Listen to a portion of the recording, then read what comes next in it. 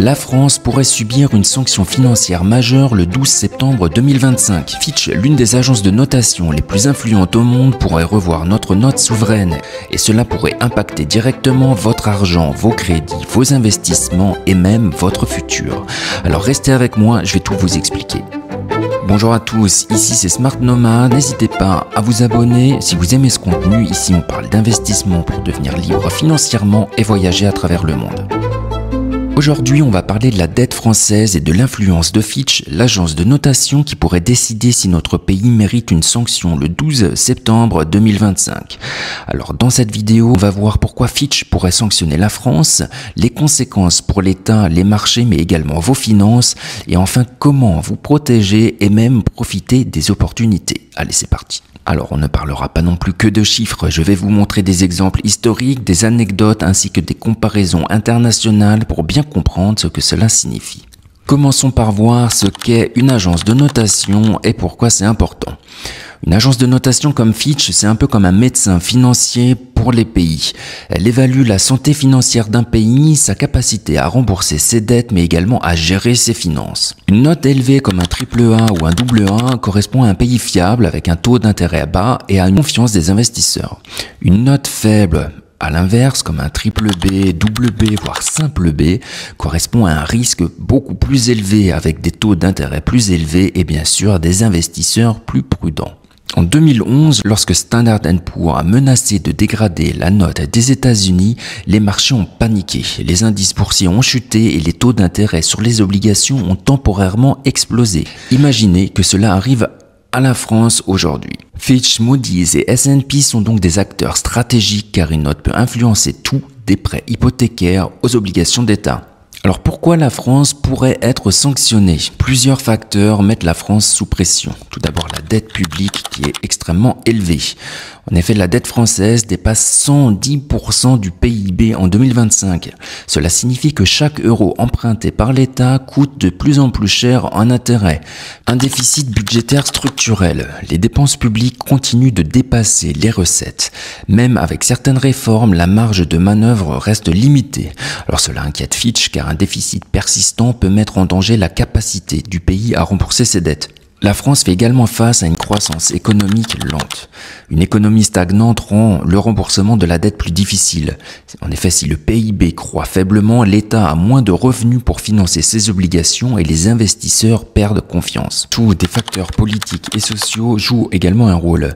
En effet, les manifestations fréquentes ainsi que les incertitudes politiques jouent contre la stabilité financière.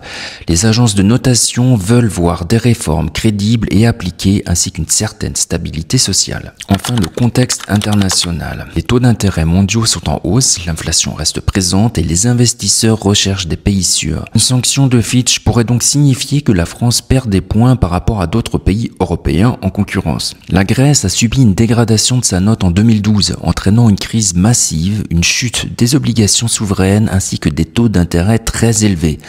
La France est loin d'être dans la même situation, mais l'effet psychologique sur les marchés peut être réel. Alors voyons maintenant quelles seraient les conséquences pour l'économie ainsi que pour les particuliers. Une sanction ou une baisse de note aurait des répercussions concrètes. Tout d'abord pour l'État. En effet, les emprunts deviennent plus chers, du coup chaque euro de dette coûte plus cher à rembourser. Il y a moins de marge également pour financer les infrastructures ainsi que les programmes sociaux.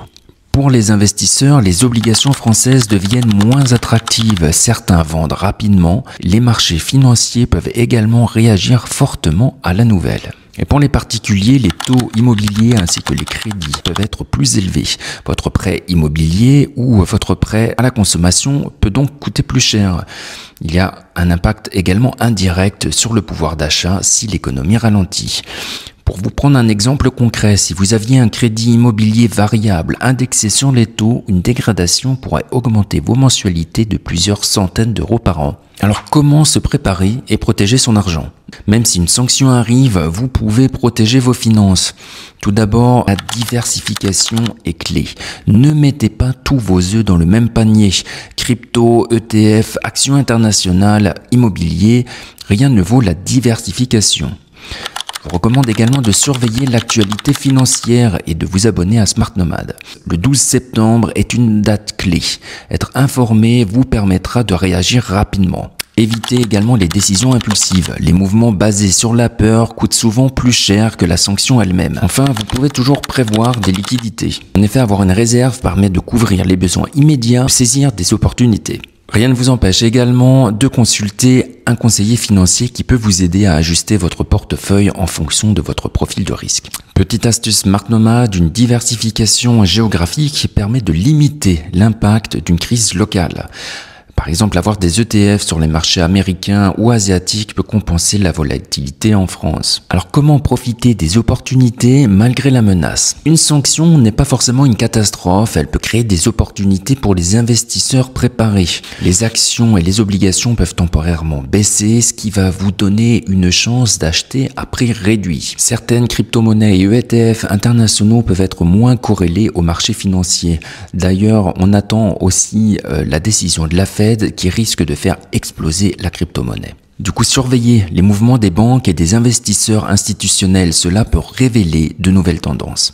Pour reprendre l'exemple grec, après la crise, certains investisseurs internationaux ont racheté des obligations à prix réduit, générant des gains importants une fois la situation stabilisée. Pour conclure, le 12 septembre 2025 pourrait être un jour crucial pour la France ainsi que pour vos finances personnelles.